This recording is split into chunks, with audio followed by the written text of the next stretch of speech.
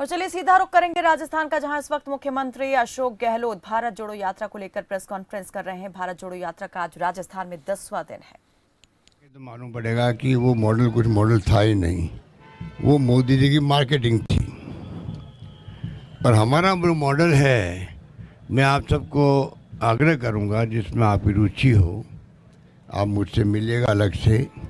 मैं आपको पूरी तरह जो फैसले हमने किए 4 साल में, वो फैसले ऐसे हैं जो हिंदुस्तान में किसी राज्य में नहीं हैं।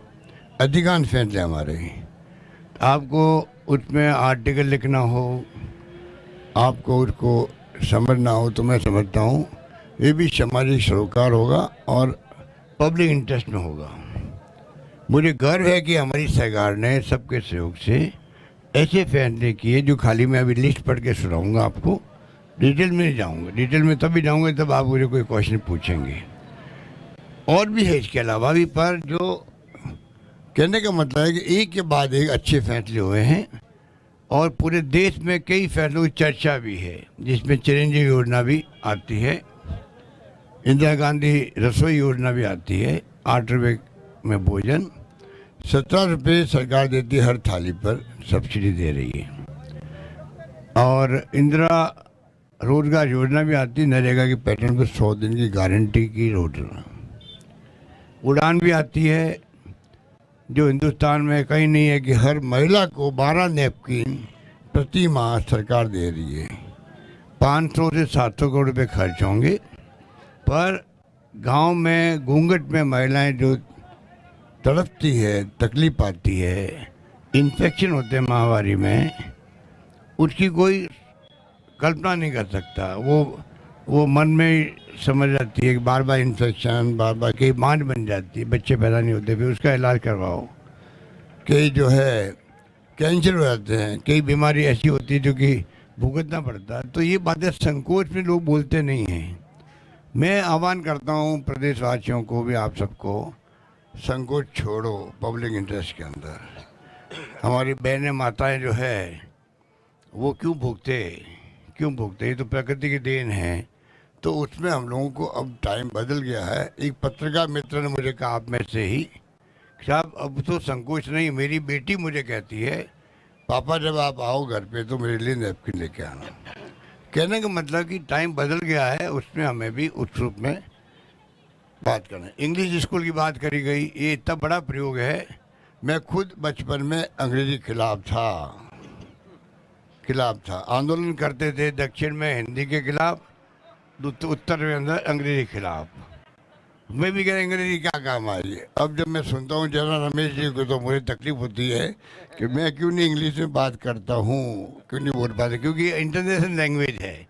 और जो बच्चे आज राजीव गांधी का जो सपना था 21वीं सेंचुरी का, लोग समझ नहीं पाए कि ये कंप्यूटर ये बात करता है, ये कंप्यूटर क्या काम आ गए, नौकरी चली जाएगी बच्चों की। लोग बैलगाड़ी में बैठ के आए थे लोकसभा के अंदर कि मतलब देखिए ये प्रधानमंत्री कंप्यूटर ला रहा है, तो बैलगाड़ी में बैठ के इसलिए आए कि देखिए बेरोजगारी पैदा हो जाएगी, क्योंकि सब जो टाइपिस्ट है घर बैठ जाएंगे। अब कोई बैठा गया टाइपिस्ट घर, अब सारे कंप्यूटर सीख गए।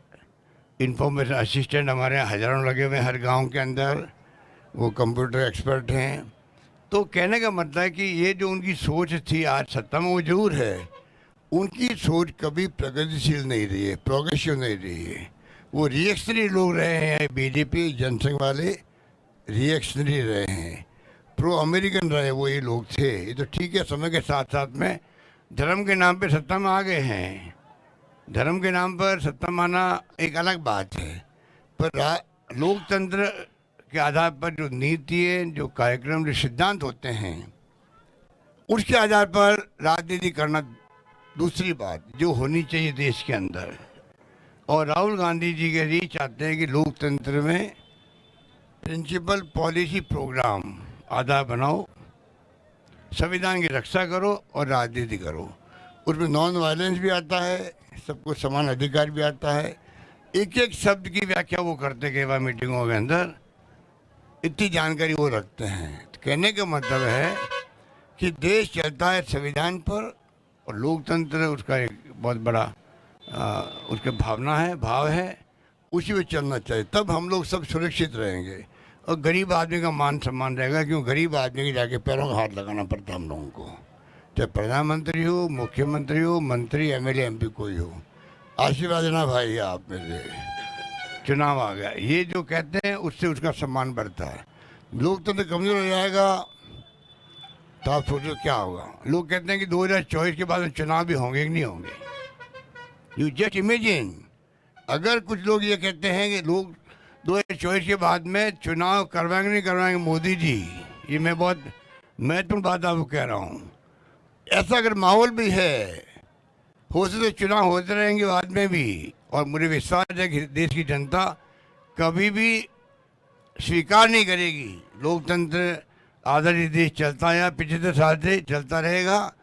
उसी से मोदी जी का मान सम्मान दुनिया के मुल्क में होता है। मैंने कहा एक मीटिंग करने, मोदी जी की उपस्थिति के अंदर, मोदी जी आप जब दुनिया में जाते हो आपका सम्मान क्यों होता है?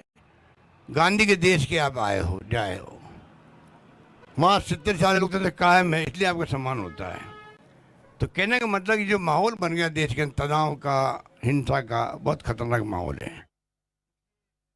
मुख्यमंत्री अशोक गहलोत इस वक्त प्रेस कॉन्फ्रेंस कर रहे हैं। भारत जोड़ो यात्रा का आज 10वां दिन राजस्थान में, और इस मौके पर उन्होंने अपनी सरकार की उन तमाम उपलब्धियों को भी गिनाया जिनको लेकर के चर्चा हो रही है प्रदेश में ही नहीं बल्कि देश भर में। उन्होंने कहा कि जो उड़ान योजना सरकार ने महिलाओं के लिए चलाई है उससे एक नई क्रांति जो है वो आई है। आज संकोच करना महिलाओं ने जो है छोड़ दिया है, और जो पहले जिन बातों को लेकर संकोच किया करती थी अब उनमें संकोच नहीं करती हैं। सरकार भी इस बारे में आगे लगातार बढ़ रही है। साथ ही उन्होंने बीजेपी को लेकर भी निशाना साधा और कहा कि आज जिस लोकतंत्र को खतरा पैदा हुआ है वो सिर्फ आज जिस प्रकार से सत्ताधारी दल आगे बढ़ रहे हैं उससे खतरा पैदा हो गया है, लेकिन लोकतंत्र 75 साल से बचा हुआ है और ये कांग्रेस की ही देन है।